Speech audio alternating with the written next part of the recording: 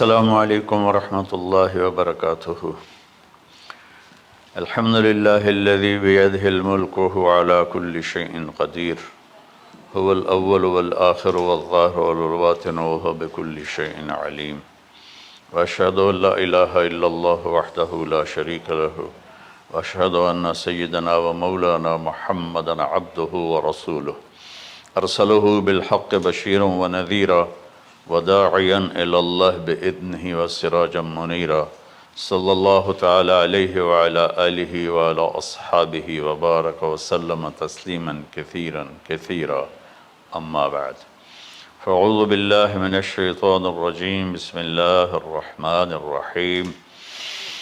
ان ابراہیم کان امۃ قانتا حنیفا للہ ولم یک من المشرکین شاکرا لانعمہ اجتباہ وہداہ الی صراط مستقیم، ثم اوحینا الیک ان اتبع ملۃ ابراہیم۔ وقال تعالی فلما اسلم وتلہ للجبین ونادیناہ ان یا ابراہیم قد صدقت الرؤیا انا کذلک نجزی المحسنین۔ میرے محترم بھائیوں بہنوں، میرے عزیزوں، بچے بچیوں، پوری دنیا کے انسانوں، اللہ کرے میرا پیغام پوری دنیا میں پہنچے، مسلم بھی سنیں، نان مسلم بھی سنیں، کہ اچھی بات تو لینی چاہیے جہاں سے بھی ہو۔ عید قربان جس کو ہم کہتے ہیں وہ قریب ہے، 5 دن باقی ہیں۔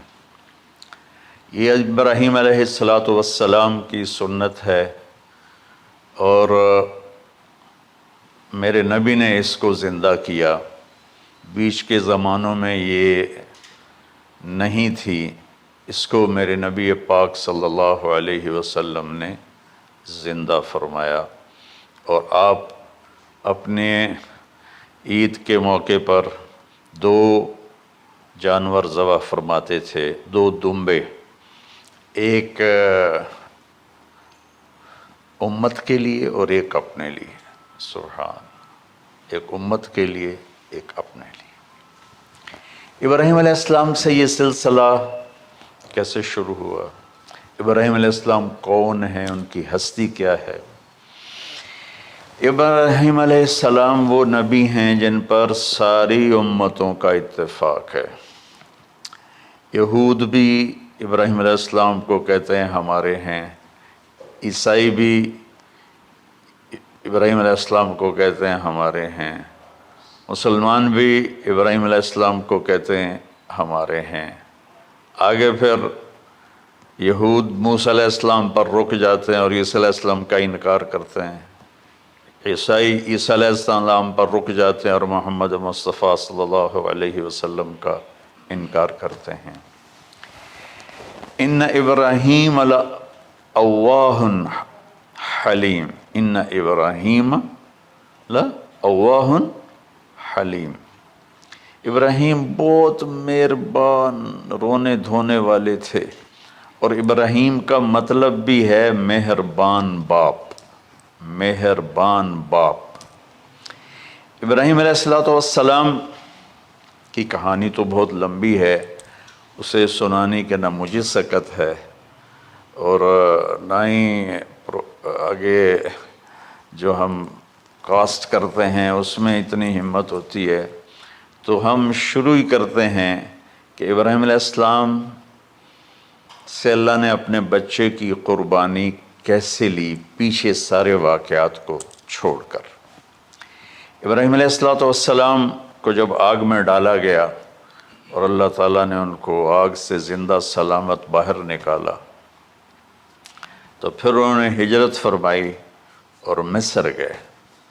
مصر کا جو بادشاہ تھا وہ ہر آنے والی عورت کو زبردستی ایک رات اپنے کمرے میں رکھتا تھا، تو اس نے حضرت سارہ علیہ السلام کو بھی قبضہ کر کے اپنے کمرے میں رکھا۔ جو ہی ہاتھ بڑھاتا اس کا ہاتھ سوکھ جاتا، پیچھے کرتا تو ٹھیک ہو جاتا، پھر ایسے ہاتھ بڑھاتا سوکھ جاتا، پھر پیچھے کرتا ٹھیک ہو جاتا۔ پھر ایسے ہاتھ بڑھایا، سوکھ گیا، پھر پیچھے کیا، ٹھیک ہو گیا۔ تو اس نے کہا یہ تو کوئی اور ہی بات ہے، تو اس نے اپنی بیٹی حضرت ہاجرہ وہ ان ابراہیم علیہ السلام کے نکاح میں دے دی۔ ابراہیم علیہ السلام اس وقت 70 سے اوپر جا چکے تھے اور حضرت ہاجرہ 22 سال کی تھی۔ یہ 3 افراد کا قافلہ ہجرت کر کے فلسطین پہنچا، اور ابراہیم علیہ السلام کی عمر گزر گئی۔ رب ہب لی من الصالحین، یا اللہ کوئی نیک بچہ دے، یا اللہ کوئی نیک بچہ دے۔ اولاد کا نیک ہونا ضروری ہے، ڈاکٹر بنے، انجینئر بنے، عالم بنے، مفتی بنے، ان میں سے کوئی چیز ضروری نہیں، اولاد کا نیک ہونا ضروری ہے، اور اس کے لیے والدین کو ٹائم دینا پڑے گا، والدین کو محبت دینی پڑے گی، والدین کو گود دینی پڑے گی، والدین کو شفقت دینی پڑے گی، ورنہ اولاد اور ماں باپ 2 کنارے بن جائیں گے۔ کچھ تقریباً 84 سال کی عمر میں اللہ تعالیٰ نے حضرت ہاجرہ سے بیٹا دیا، سارہ کی بجائے ہاجرہ سے بیٹا دیا۔ حضرت اللہ کی حکمت تھی، اللہ بھی یہی چاہ رہے تھے، تو حضرت سارہ کو بڑی تکلیف ہونے لگی، کہنے لگے اس بچے کو مجھ سے دور کرو، اس بچے کو مجھ سے دور کرو، میں دیکھ نہیں سکتی۔ تو جبریل آئے کہ اللہ تعالیٰ بھی فرما رہے ہیں کہ اسے یہاں سے دور کرو، کہ کہاں لے جاؤں؟ کہ یہ ہم بتائیں گے کہاں لے جانا ہے۔ تو جبریل انسانی شکل میں اونٹ پہ سوار ہو کر تشریف لائے، اور پیچھے حضرت ابراہیم علیہ السلام اپنی اونٹنی پر، بچہ بیگم، اور آگے جبریل رہبر کے طور پر۔ فلسطین سرسبز ہے، کہیں خشک ہے، لیکن پانی ہے، اچھی آبادی ہے۔ چلتے چلتے چلتے چلتے 1 مہینہ کا سفر کرنے کے بعد جب وہ علاقہ شروع ہوا جہاں کالے پہاڑ، کالے پتھر، کوئی پتا نہیں سبزے کا اور کوئی نشان نہیں پانی کا، وہاں سے چلتے چلتے چلتے 4 پہاڑوں کے اندر ایک وادی سی آئی۔ جب وہاں پہنچے تو جبریل کہنے لگے اللہ کے نبی یہاں ہاجرہ اور اسماعیل کو چھوڑ دیں۔ جب وہ آگ میں جا رہے تھے نا ابراہیم علیہ السلام، تو ایک لفظ نہیں بولے، بنا کہ حسبی اللہ و نعم الوکیل۔ لیکن جب جبریل نے کہا یہاں چھوڑ دیں، تو ایک دم بولے یہاں کیسے چھوڑ دوں، یہاں تو کچھ بھی نہیں ہے، یہ کیسے رہیں گے؟ کہ یہ آپ کے رب کی منشا ہے، یہاں اللہ کا گھر بنے گا، یہاں اس بچے کی نسل سے ایک آخری نبی پیدا ہوگا جو پورے عالم کو روشن کرے گا، آپ چھوڑ دیں۔ تو وہ وہاں 3 دن رہے، ان کے لیے ایک چھپر سا بنایا لکڑیاں کاٹ کے، یا 2 دن رہے یا 1 دن، یہ تو کوئی تحقیق کوئی نہیں ہے، لیکن ایک چھپر سا ان کو بنا کے دیا، ایسے یعنی اس ایک اوپر وہ لکڑیوں کی چھاؤں کر دی اور نیچے ایسے بانس سے گاڑ دیے اور چل پڑے۔ تو حضرت ہاجرہ فرمانے لگے آپ کہاں جا رہے ہیں؟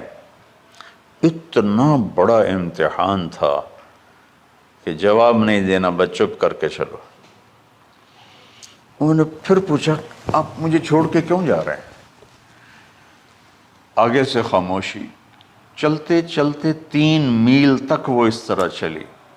جب وہ کدئی پہنچیں تو اس وقت ان کو خیال آیا یہ اللہ کے نبی ہیں، کہیں ان کو اللہ نے نہ کہا ہو۔ تو ان کا اللہ امرک، کیا آپ کو اللہ نے کہا کہ مجھے چھوڑ دیں؟ کہنے لگے ہاں، یوں کیا۔ ایک دم ایک نئی ہاجرہ نے جنم لیا کہ اذن، یوں گردن، اذن لن یضیعنا اللہ، جاؤ پھر میرا اللہ مجھے ضائع نہیں کرے گا۔ ابراہیم علیہ السلام بوجھل دل کے ساتھ پیدل چل رہے تھے دونوں میاں بیوی، اونٹنی پہ سوار ہوئے، اور وہ اپنے بچے کو گود میں لے کر ایسے کھڑی ان کو دیکھ رہے تھے۔ یہ کوئی مہینے کے لیے نہیں جا رہے تھے، پتہ نہیں ہے کب واپس آئیں۔ اج دے وچھڑے قد ملن گے، جانے رب رحمان۔ دیکھتی رہیں۔ انہوں نے ایسے پہاڑی کے اوپر چڑھے کہ اونٹ نیچے اتری، تو پھر انہوں نے منہ موڑا اور واپس اس وادی کی طرف چلیں۔ کیا وقت تھا، صبح تھی، شام تھی۔ جو ابراہیم علیہ السلام غائب ہوئے تو ایک دم آپ نے اونٹنی کا منہ موڑا ادھر ہی اور کہا ربنا انی اسکنت من ذریتی بواد غیر ذی زرع ربنا لیقیموا الصلاۃ۔ کیا درد ہے۔ آپ اندازہ لگاؤ، ایک آدمی کو 84 سال کی عمر میں بیٹا ملے اور پھر اسے ایسے جنگل بیابان میں چھوڑ دیا جائے، تو ان کے دل پہ کیا بیت رہی ہوگی۔ یہ اس دعا میں وہ درد ہے جو میرے بھی آنسو نکل رہے ہیں۔ ہم کتنی دفعہ قصہ سنا چکا۔ اے اللہ، تیرے ہی کہنے پر، تو جو میرا رب ہے، یا اللہ نہیں کہا، اللہم نہیں کہا، ربنا، یا اللہ تو مہربان ہے، اس میں بھی کوئی تیری مہربانی ہوگی، تیری محبت ہوگی، تیری شفقت ہوگی۔ انی اسکنت من ذریتی، میں نے چھوڑ دیا اپنی اولاد کو، یا اللہ میں نے وہاں چھوڑا جہاں نہ پتا ہے، نہ دانا ہے، نہ پانی ہے۔ تو جان اور یہ جانے۔ اس درد بھری دعا نے عرش کو بھی ہلا دیا تھا، اور آپ نے منہ موڑا۔ اس باپ کو سوچو جو ہر قدم پہ اپنے معصوم بچے سے دور ہو رہا ہے، اور اس ماں کو سوچو جو ہر قدم پہ اپنے خامن سے دور ہو رہی ہے۔ ابراہیم کی منزل تو آگے گھر ہے، 2 بیویاں اور ہیں، ادھر تو پتھروں کے ساتھ دوستی ہے۔ جب ہاجر، میں ایک دفعہ میں ایسے ہی سوچ میں بیٹھا، میں اتنا رویا۔ میں نے کہا جب وہ ہماری ماں ہاجرہ وہاں اکیلی بیٹھی ہوگی، اور چاروں طرف اونچے اونچے پہاڑ تھے، اور اندر بیٹھنے والے کو باہر کا پتہ نہیں، باہر والے کو اندر کا پتہ نہیں۔ تو شام ڈھلی ہوگی تو اندھیری رات نے کیا ظلم ڈھایا ہوگا، کالے پہاڑوں کا اندھیرا، اندھیری رات کا اندھیرا۔ تارے بھی حیران ہوں گے، یہ کون بی بی بیٹھی ہوئی ہے۔ ستارے روزانہ ہی نکلتے تھے، لیکن آج وہ ایک نیا تماشا دیکھ رہے ہیں کہ ایک معصوم شہزادی ایک معصوم بچے کو گود میں لے کے بیٹھی ہے، کون اسے یہاں چھوڑے۔ چاندنی رات تھی تو چاند بھی حیران ہو رہا ہوگا، یہ کیا ہو رہا ہے، یہ کیا ہو رہا ہے، یہ کیا ہو رہا ہے۔ اور وہ تنہا جان آسمان کو دیکھتی ہوگی، یا اللہ یہ میرے ساتھ کیا ہوگی۔ وہ رات کیسی، پہلی رات کیسی گزری ہوگی حضرت ہاجرہ پر۔ یہ ہمارے تبلیغ والے 3 دن کے لیے جاتے ہیں، بیویاں شور مچا دیتی ہیں، چھوڑ کے جاندے پہ، چھوڑ کے جاندے پہ۔ اس ہاجرہ کو سوچو جس پر اندھیری رات تھی، اور اسے کچھ پتہ نہیں تھا میرے ساتھ کیا ہونے والا ہے۔ جب دن چڑھا تو سورج نے دیکھ کر اس کی آنکھیں پھٹ گئیں کہ یہ کیا ہے۔ وہ تو کسی پہ رحم نہیں کرتا، اس کی آگ نے پتھروں کو تپایا، میری ماں ہاجرہ کے چھپر کو تپایا اور تڑپا کے رکھ دیا۔ ایک چھوٹا سی مشکیزہ تھا پانی کا، اسے گھونٹ گھونٹ پی کے ان کے منہ میں بھی ڈال رہی تھی۔ اس مشکیزے پر 3 دن گزرے، پانی ختم ہو گیا۔ ہم 92 کے حج میں پھنس گئے، مزدلفہ سے پہلے تو ہماری بس میں پانی کوئی نہیں تھا۔ جو اس وقت ہمارا حال ہو، ہمیں پتہ تھا 2-4 گھنٹے کے بعد پانی ہے، لیکن جو اس وقت بچے بھی تھے، چیخ و پکار تھی۔ ہاجرہ کی چیخیں کون سن رہا تھا؟ اور ادھر اسماعیل کی دھاڑ دھاڑ شروع ہو گئی، پیاس کی وجہ سے، بھوک کی وجہ سے۔ بے بس ماں دیکھ رہی ہے، میں کیا کروں؟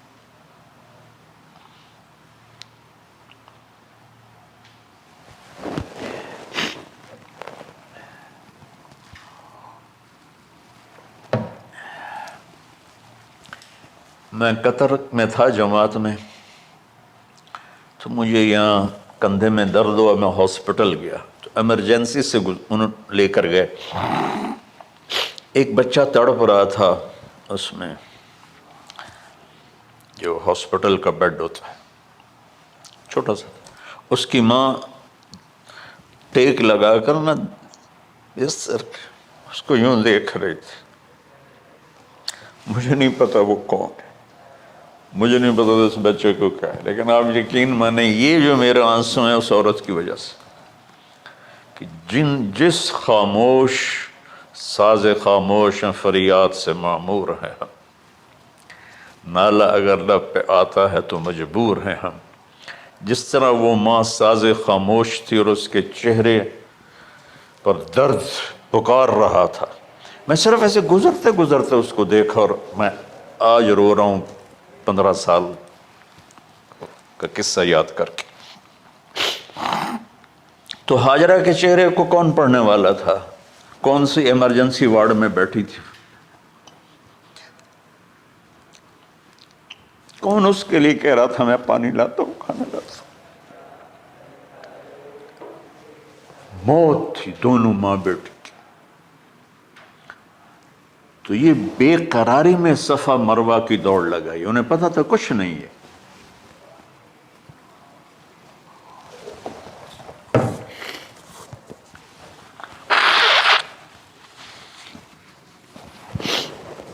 انہیں معلوم تھا کچھ نہیں ہے، لیکن وہ اس کو تڑپتے دیکھ نہیں پا رہے۔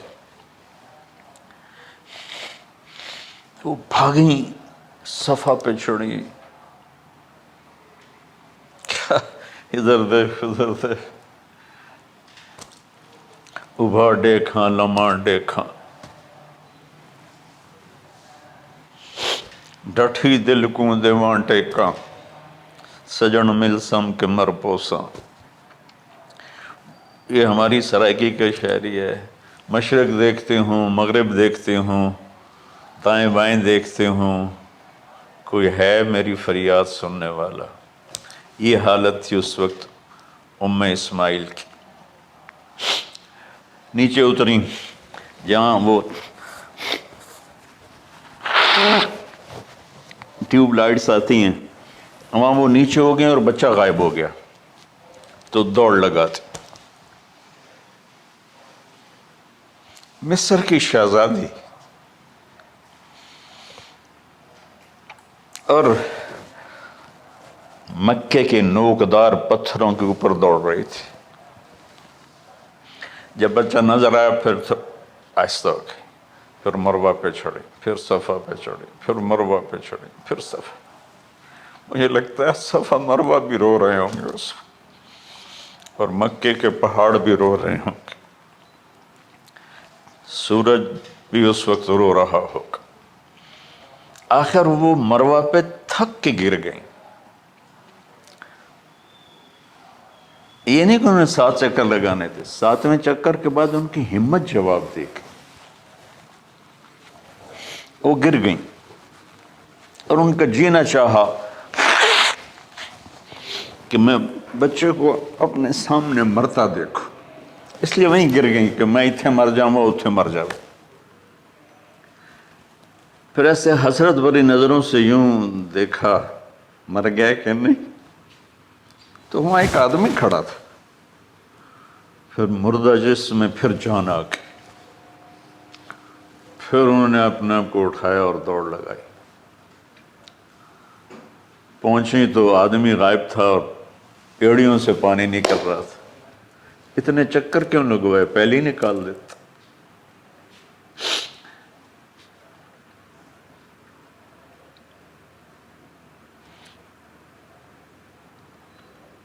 عاشق ہوں میں عشق کموں میں دل رکھیں وانگ پہاڑوں ہو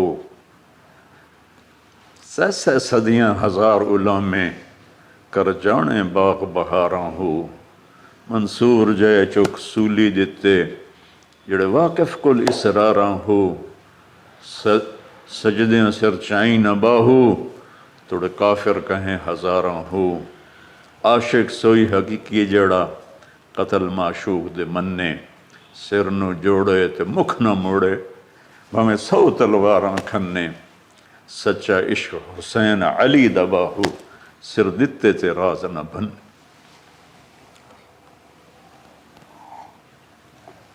کوئی ابراہیم کا گلہ نہیں، شکوہ نہیں۔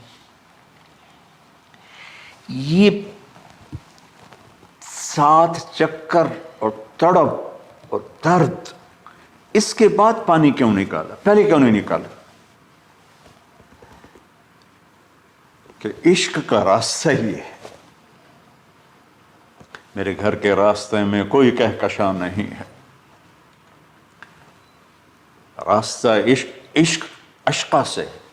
اشقا کہتے ہیں آکاس بیل جو درخت کو چمڑ جاتی پیلی، تو وہ درخت اس کا ایسا عاشق ہوتا ہے سب کچھ اس کو کھلا کے خود خوش ہو کے جل کے بالن بن جاتا ہے۔ اس سے اشقا ہے کہ عشق ایسی چیز ہے، عشق تے آتش ڈوہیں برابر اتے عشق دا تاؤ تکھیڑا،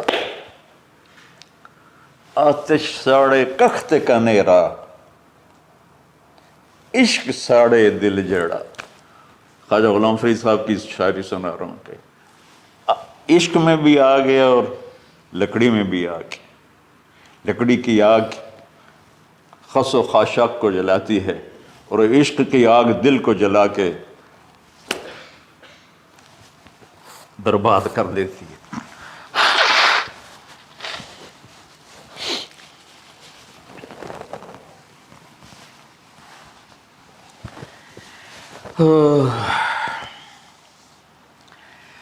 یہ دنیا میرے بھائی بہنوں امتحان کی جگہ ہے۔ ہم اسے جنت بنانا چاہتے ہیں، ہم یہاں اپنی مرضیاں پوری کرنا چاہتے ہیں۔ اللہ کی قسم، اللہ کی قسم، اللہ کی قسم، جس نے اپنی مرضی پہ چلنا شروع کیا وہ تباہ ہو گیا، جو اللہ رسول کی غلامی کے دائرے میں آیا وہ کامیاب ہو گیا۔ دیکھا تو پانی ابل رہا ہے، ابل رہا ہے، ابل رہا ہے، فوارے مار رہا ہے۔ تو اس وقت عبرانی لینگویج تھی تو ان کا زمزم زمزم، ٹھہر جا ٹھہر جا ٹھہر جا۔ وہ نیچے زور، اللہ کو بھی یہی منظور تھا، وہ نیچے زور۔ میرے نبی نے فرمایا اگر میری ماں زمزم نہ کہتی تو پورے عرب کو یہ پانی سیراب کر دیتا۔ اور آپ حیران ہوں گے، آج کل تو بہت زیادہ ایڈوانس ہے سائنس، تو سعودی گورنمنٹ نے کہ یہ اس کا سورس کیا ہے، یہ پانی کہاں سے آ رہا ہے، طائف تک ساری زمین کو کھنگالا، کوئی اس کا پیچھے سے لنک نہیں ہے۔ کہیں چشمہ ہوتا ہے نا تو پیچھے لنک ہوتا ہے، کہیں سے پانی نکل ہوتا ہے پیچھے سے لنک ہوتا ہے۔ زمزم کا کوئی لنک نہیں۔ جو ہی موٹر چلاتے ہیں تو 8-9 جھرنے ہیں، سوراخ، وہاں سے پانی ابل ابل کے آنا شروع ہو جاتا، اور جو ہی موٹر بند کرتے تو وہ جھرنوں کا پانی بند ہو جاتا۔ اس میں نہ مچھر ہے، نہ اس میں کوئی کیڑا ہے، نہ کوئی مکوڑا ہے، پاک صاف پانی، زمزم زمزم۔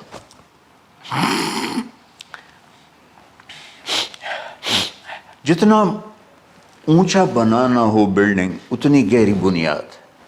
اس ماں بیٹے سے محمد مصطفیٰ نے آنا ہے تو پھر بنیاد تو گہری ہوگی نا، ایسے تو نہیں ہے نا۔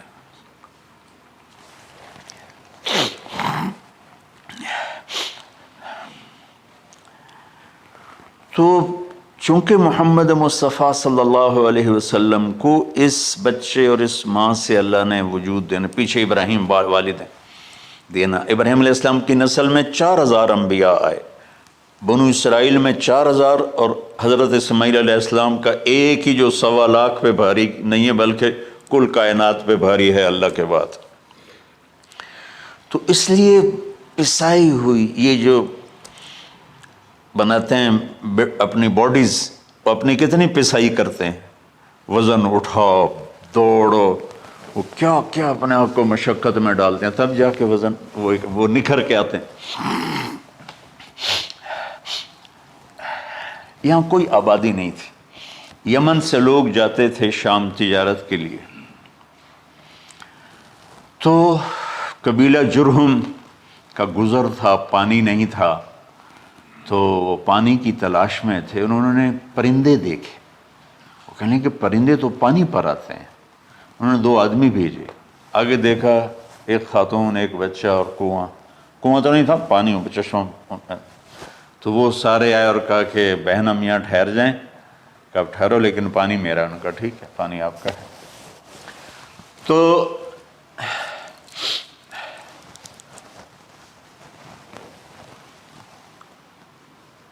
ایک سال کے بعد اجازت ملی، جاؤ مل کے آؤ، مل کے آؤ۔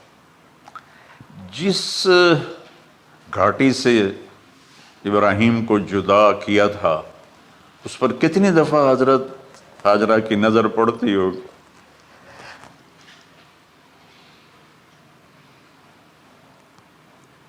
اگر آپ اس کو فیل کریں تو یہ قصہ بیان ہی نہیں ہو سکتا، بس رونا ہی پڑے گا۔ اور خاص طور پر آج کے دور میں جب کوئی اللہ کو کی ماننے کے لیے تیار ہی نہیں ہے، کوئی جہنم سے ڈرنے کے لیے تیار نہیں، کوئی جنت کی طلبگار نہیں۔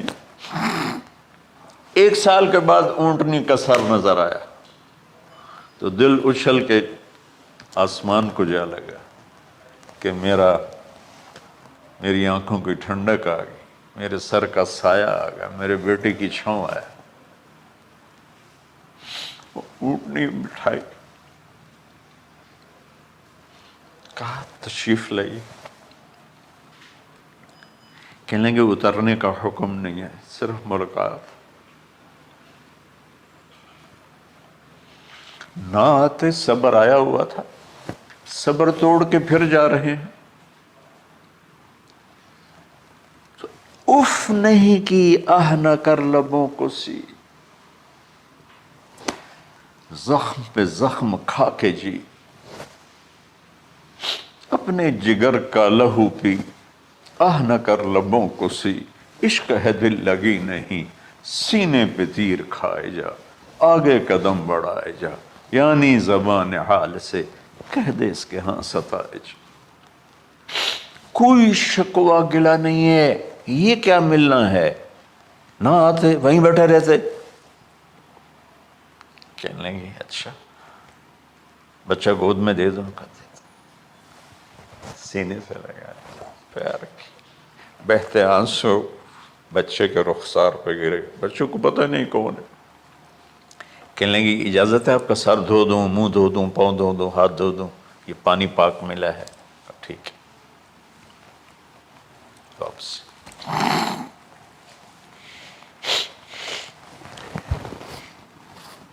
فلما بلغ معه السعی، جب وہ بچہ بھاگنے دوڑنے لگا، دل میں اتر گیا، نظروں کو بھا گیا، تو خواب آنے شروع ہوئے، قیمتی چیز قربان کرو، پتہ نہیں کتنی بکریاں قربان کر دیں، پھر خواب آیا قیمتی چیز قربان کرو، پھر گائے قربان کر دیں، عدد مجھے یاد نہیں ہے، پھر خواب آیا قیمتی چیز قربان کرو، اونٹ قربان کر دیے، پھر خواب آیا قیمتی چیز قربان کرو، تو پھر خیال آیا کہ یہ اسماعیل کی طرف اشارہ ہے۔ 1500 کلومیٹر ہے، 1 مہینے کا اونٹ کا سفر ہے، چھری لے کر ایک باپ بچے کو ذبح کرنے جا رہا ہے، اس مہینے کے ہر منٹ نہیں، ہر سیکنڈ میں اس کے دل پہ کیا گزر رہی ہوگی، کس لیے جا رہا؟ ساری دنیا پھرتے ہیں، جب گھر واپس آنے کا ہوتا ہے تو خوش ہو رہے ہوتے ہیں کہ پاکستان جا رہے ہیں، پاکستان جا رہے ہیں، کتنی دفعہ اللہ نے دنیا پھرائی۔ یہ اور اس باپ کی عمر اب 92 سال ہو چکی، 92 سال مولانا صاحب، اور اس کی اونٹنی کے قدم کے ساتھ نہیں، ہر سیکنڈ کے ہر کروڑویں حصے میں ابراہیم کا دل پھٹتا ہوگا کہ اس معصوم بچے کو ذبح کیسے کروں۔ اللہ کی مان کے دکھا دی۔ اللہ نے تو ہمیں دین ہی آسان دیا ہے، ہم سے تو نہیں بچوں کی قربانی مانگی۔ ابو بکر صدیق رضی اللہ تعالیٰ عنہ نے فرمایا تھا یا رسول اللہ، ایک آیت ہے جس کا مفہوم یہی ہے، اگر اللہ ہمیں کہتا نا بچے قربان کرو، ہم بھی چھریاں چلا دیتے۔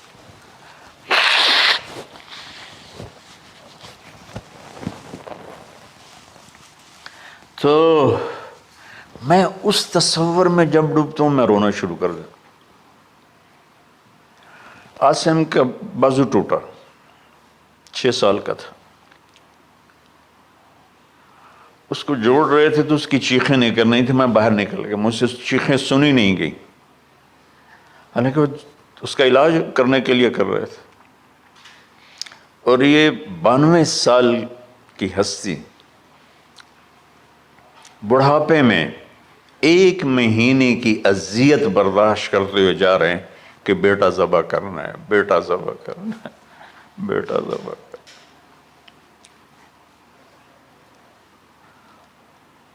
تو وہاں پہنچے تو اب اسماعیل نے جانا ہے کہ یہ ہیں میرے ابا، وہ کیسے لپٹے ہوں گے، کیسے چوما ہوگا، کیسے پیار کیا ہوگا، یہ بیوی کا آپس میں۔ مجھے نہیں پتا کہ کتنے عرصے بعد انہوں نے ایک قدم اٹھایا، لیکن کہا کہ بچوں کو تیار کرو، میں اس کو سیر کرانے لے جا رہا ہوں۔ بڑی خوش ہوئی، ماں بھی بچہ بھی اچھل رہا ہے، اور لے کے پہنچے جمرہ کبریٰ پر، وہ جو شیطان کو 3 جگہ مارتے ہیں، تو آخری جگہ وہاں اس وقت ایک تنگ سی جگہ تھی پہاڑوں میں گھری ہوئی، وہاں پہنچے تو کہتے ہیں یا بنیا انی، کوئی شک شبہ والی بات نہیں ہے، ارا فی المنام انی اذبحک، میں نے تمہیں ذبح کرنا ہی ہے، انی میں نے تمہیں ذبح کرنا ہے، فانظر ماذا تری، تیری رائے کیا ہے؟ قربان جاؤں اس ماں پہ جس نے 7-8 سال کے بچوں کو کیا تربیت دی۔ یا ابت افعل ما تؤمر، یعنی یا ابت افعل، بیچ میں کوئی حرف نہیں، کوئی عطف نہیں، یا ابت افعل بما تؤمر ستجدنی انشاء اللہ من الصابرین۔ اس عمر میں اپنی قربانی کو اللہ کے ساتھ جوڑا، اب کرو آپ۔ یہ جب ماں اپنے بچے کو فوکس کر، آج کی مائیں، میں گلہ کرتا ہوں آپ کے والدین سے، میں گلہ کرتا ہوں، انہوں نے اپنی اولاد کو فوکس نہیں کیا، یہ اپنے دھندوں میں اتنا پھنسے ہوئے ہیں، اپنے کاموں میں، اس بدبخت یہ کیا فون ہے، کیا کہتے ہیں اس کو، اسمارٹ فون، سیمسنگ موبائل، اس میں اتنا گم ہو گئے ہیں کہ بچے اگنور ہو گئے ہیں۔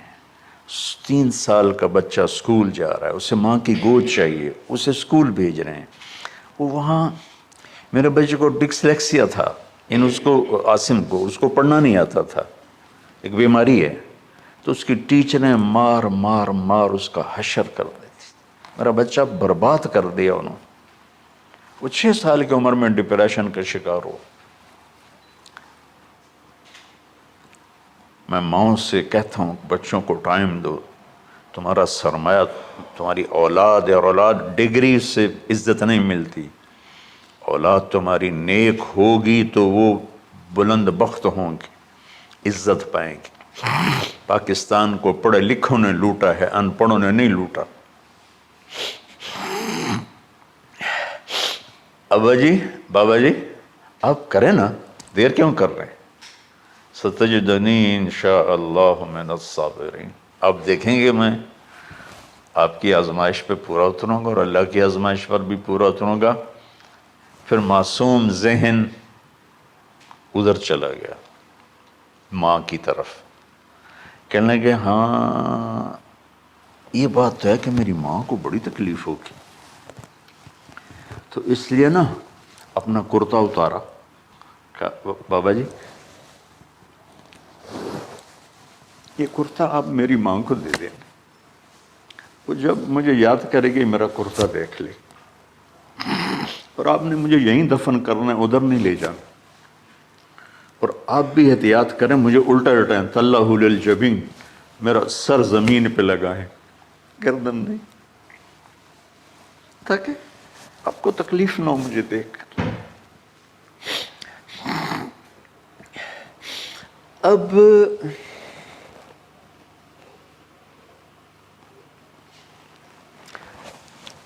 میں تو مرغی ذبح ہو رہی ہوں نا تو اس کو تڑپتے نہیں دیکھ سکتا۔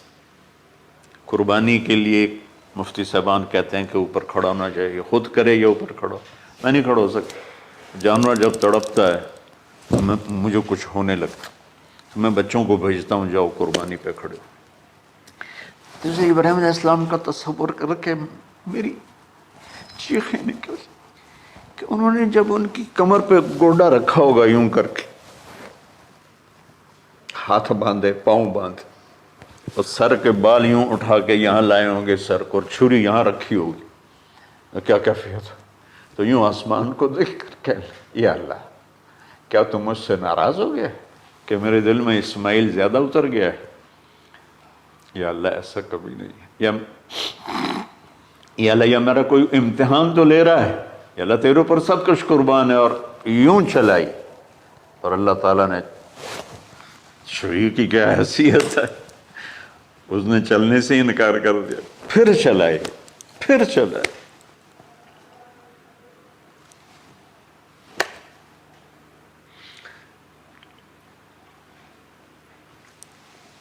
بعضی کتابوں میں ہے تو صحیح، لیکن روایت کی کتنی حیثیت ہے وہ تو مجھے نہیں پتا، لیکن چونکہ یہ ایک تاریخی چیز ہے کہی جا سکتی ہے۔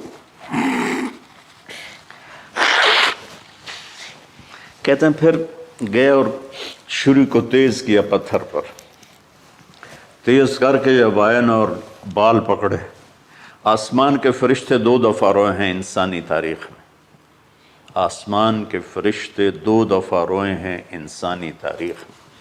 ایک جب ابراہیم علیہ السلام نے ان کی کمر پہ اپنا گھٹنا رکھا کہ سر کے بال پکڑ اور چھری پکڑ کے یہ کہا یا اللہ تم مجھ سے ناراض ہو گئی، تو آسمان کے فرشتوں کی چیخیں نکل گئی۔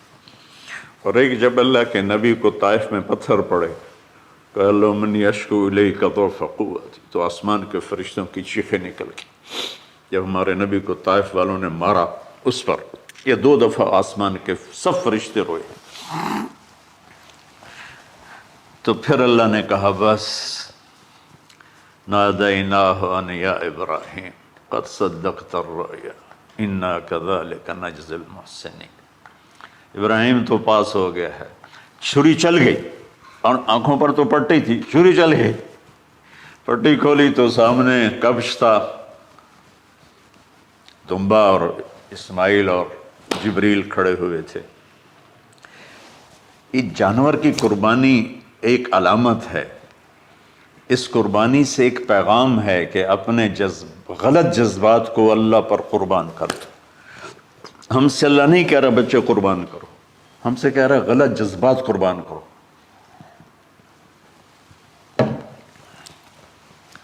ہم سے اللہ کہہ رہا ہے اپنے جذبات کو دبا دو جو تمہیں اللہ اس کے رسول سے دور کرتے ہیں، ان پر چھری چلاؤ۔ جو اللہ اس کا محبوب کہتا ہے ان کو کرنے کے لیے بھی اپنے جذبات پہ چھری چلاؤ۔ سچ بولنے کے لیے چھری چلانی ہے تو چلاؤ اپنے جذبوں پر، اب اس کو پھیلا دو۔ ساری شریعت میں اللہ نے جو احل حلالا، جو اس نے کہا ہے یہ کرنا ہے، اس کے لیے اپنے جذبات قربان کر دو۔ وحرم حراما، اور جو کہتا ہے نہیں کرنا، اس کو چھوڑنے کے لیے اپنے جذبات قربان کر دو۔ تو یہ ہے قربانی کی اصل حقیقت. جانور دمبے ذبح کرنا تو اس کی ایک علامت ہے، اس کی ایک علامت ہے کہ ہم میرے نبی نے حج پر 63 اونٹ ذبح کی، اپنے ہاتھ سے ذبح کی، باقی 37 حضرت علی رضی اللہ تعالیٰ علیہ السلام نے ذبح کیے. تو بھائیو، قربانی کی اصل یہ ہے کہ ہم اللہ اس کے رسول پر اپنے جذبوں کو قربان کر رہے ہیں، اپنے جذبوں کو قربان کر رہے ہیں. مولانا ابوالکلام آزاد رحمۃ اللہ علیہ کا میں مضمون پڑھ رہا تھا اسی قربانی پر، تو انہوں نے فرمایا، انہوں نے لکھا، وہ خطابت اور قلم کے تو بادشاہ تھے، واقعی وہ ابوالکلام تھے. انہوں نے لکھا کہ اللہ نے چھری کے لیے چلنا طے کیا ہوا تھا، اللہ نے چھری کے لیے چلنا طے کیا ہوا تھا. جب اسماعیل کو لٹایا گیا تو اسماعیل کو کھینچ لیا، چھری کو روک دیا. جب میرے نبی کے والد کو حضرت عبد المطلب جب زمزم کا کنواں کھود رہے تھے تو باپ بیٹا تھے، حارث اور عبد المطلب، تو تھک کر کے ایک دن کہنے لگے، یا اللہ اگر تو مجھے 10 بیٹے دے گا نا تو میں ایک تیرے نام پہ قربان کروں گا. اللہ نے 15 دے دیے. جو وہ سارے جوان ہو گئے تو ان کو اکٹھا کیا، بچوں میں نے تو منت مانی تھی. تو انہوں نے کہا، ابا جان آپ جس پہ ہاتھ رکھیں گے ہم تیار ہیں. کیا اطاعت ہے. تو کہنے لگے نہیں، میں قرعہ ڈالوں گا، جو اس زمانے کا طریقہ تھا وہ تیروں کے ساتھ. تو حضرت عبداللہ کا قرعہ نکل آیا. حضرت عبداللہ سب سے زیادہ محبوب، تو انہوں نے ہاتھ پکڑا، چھرا اٹھایا. عمر بن عاص رضی اللہ عنہ کے والد عاص بن وائل ایک بہت بڑا کام کر گیا، وہ سامنے آ کے کھڑا ہو گیا. کہنے لگا یہ کام نہیں ہوگا. انہوں نے کہا یہ سردار کا بول ہے، کہا آگے بھی سردار کھڑا ہوا ہے، میں یہ ظلم نہیں ہونے دوں گا. سارے مکے والے اس کے ساتھ ہو گئے، عبد المطلب اکیلے رہ گئے. انہوں نے کہا وہ جو ہے نا قطبہ کاہنہ نجران میں، وہ جو فیصلہ کرے گی یا عصفان میں وہ مانوں گا. کہا چلو. تو عصفان یا نجران گئے قریش مکہ کے سردار. تو اس کاہنہ عورت، جیسے آج اس زمانے کی جج ہوتی تھی، مرد بھی عورت میں، اس نے کہا کہ تم لوگ قتل کا معاوضہ کیا لیتے ہو؟ کہ 10 اونٹ. کہ اچھا ایسا کرو، ایک تیر پہ لکھو عبداللہ اور ایک پہ لکھو 10 اونٹ اور قرعہ ڈالو. اگر اونٹوں کا قرعہ نکل آئے تو جتنے اونٹ لکھے ہیں وہ ذبح کر کے عبداللہ کو چھوڑ دو، اور اگر عبداللہ کا نام نکلے تو ہر دفعہ 10 اونٹ بڑھا دو. تو وہ سارے بڑے خوش ہو گئے. تو عبد المطلب نے احتیاطاً 100 اونٹ پہلے کھڑے کر لیے صفا کے ساتھ، اور حرم شریف میں اکٹھے ہو گئے. اور وہ جو تیروں سے کرتے تھے تو الانصاب غالباً اس کو کہتے ہیں، ایسا ہی ہے نا. ہاں. تو وہ 10 اونٹ عبداللہ، اس نے جو قرعہ اندازے میں والے نے جو پھینکا تو نکلا عبداللہ. تو وہ 10 اونٹ اس نے پہلے الگ کھڑے کیے تھے تو 20 کر دیے. پھر قرعہ ڈالا تو عبداللہ، پھر 10 اور کر کے 30 کر دیے. پھر قرعہ ڈالا تو عبداللہ، پھر 10 اور کی تو 40 ہو گئے. پھر قرعہ ڈالا تو عبداللہ تو 50 ہو گئے. پھر قرعہ ڈالا تو عبداللہ تو 60 ہو گئے. مکے والوں کی آنکھیں پھٹنے لگی، پسینے آنے لگے. پھر قرعہ ڈالا عبداللہ تو 70 ہو گئے، 80 ہو گئے. 90 جب ہوئے تو سب کی آنکھیں باہر نکل آئیں کہ اب پیچھے تو اونٹ ہی ختم ہو گئے. تو پھر قرعہ ڈالا 100 پر تو نکلا 100 اونٹ. تو سب نے نعرے لگائے. تو عبد المطلب کہنے لگے نہیں میں ایک دفعہ اور کروں گا. کیا تو پھر 100 اونٹ. پھر سب نے نعرے لگائے کہ نہیں میں ایک دفعہ اور کروں گا. پھر کیا تو 100 اونٹ. تو پھر عبد المطلب نے حضرت عبداللہ کو آزاد کیا، 100 اونٹ خود ذبح کیے. تو ابوالکلام آزاد رحمۃ اللہ علیہ فرماتے ہیں دوسری دفعہ وہ چھری چلنے لگی حضرت عبداللہ پر. ایک واقعہ بھی اس کے ساتھ عجیب ہے. آپ بازار میں جا رہے تھے حضرت عبداللہ، تو سامنے سے ایک نا پہلی کتابوں کی عالم عورت آ گئی، اس نے اسے دیکھا تو کہا عبداللہ تیری جان بچانے پہ 100 اونٹ ڈگے تھے نا؟ کہاں؟ کہ ایک رات میرے ساتھ گزار لے 100 اونٹ میں دوں گی۔ تو اس نے نور نبوت دیکھا یہاں، تو آپ نے کہا نہیں میں عزت دار ہوں، میں یہ کام تو نہیں کر سکتا۔ تو پھر فرمایا کہ اللہ نے اسماعیل کو نکالا، عبداللہ کو نکالا، لیکن چھری نے چلنا تھا۔ جب حسین کی باری آئی تو اللہ نے چھری کو کہا چلو، اور وہ کاٹتے چلی گئی کہ اجر مولی کی میرے نبی کی ساری نسل ذبح کی۔ کتنا کہا اذکرکم فی اہل بیت، اذکرکم فی اہل بیت، اذکرکم فی اہل بیت۔ صرف 60 سال بعد امت نے 89 سمیت 72 انسان ذبح کر دی، کہ جنازے بھی نہ پڑھنے تھے۔ اقبال نے کہا تھا نا قتل حسین اصل میں مرگ یزید ہے، اسلام زندہ ہوتا ہے ہر کربلا کے بعد۔ اللہ سے محبت کرو، اللہ کے نبی سے محبت کرو، اللہ کے نبی کے گھرانے سے محبت کرو، اللہ کے نبی کے صحابہ سے محبت کرو، اللہ کے نیک بندوں سے محبت کرو۔ عید قربان کا فلسفہ ہے اللہ اس کے رسول کی اطاعت پہ قربان ہو جانا۔ عید قربان کا فلسفہ ہے اللہ اس کے رسول کی اطاعت میں اپنے جذبات پہ چھری چلا دینا۔ عید قربان کا فلسفہ ہے اللہ اس کے رسول کی اطاعت کے سامنے گردن کو جھکا دینا، اور اس کے لیے جس بھی کڑے امتحان سے گزرنا۔ ہم اللہ نہ کرے ہم امتحان نہیں مانگتے، یا اللہ نہیں مانگتے، یا اللہ نہیں مانگتے، عافیت مانگ، عافیت مانگ۔ تو میرے بھائی بہنوں، ہم اللہ کی بارگاہ میں جھکے، ہم اللہ کی بارگاہ میں جھکے، اس کے رسول کی بارگاہ میں جھکے، تاکہ ہمارا یہ جہان بنے وہ جہان بنے۔